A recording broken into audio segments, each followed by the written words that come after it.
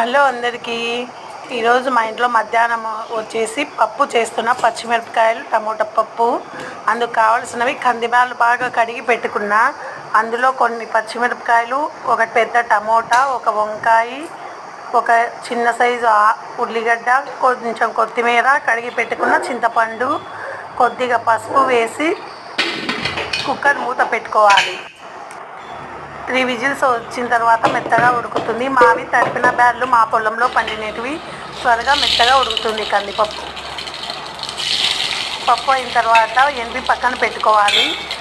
Stove మీద ఒక గిన్నె పెట్టుకొని అందులో ఆయిల్, ఆవాలు, జీలకర్ర, తెల్లవాయిలు, ఉల్లిగడ్డలు, పొట్టిమిరపకాయలు, కరివేపాకు అన్నీ వేసి బాగా దూరగా వేయించుకోవాలి. బ్రౌన్ కలర్ వచ్చేంత వరకు వేయించుకోవాలి.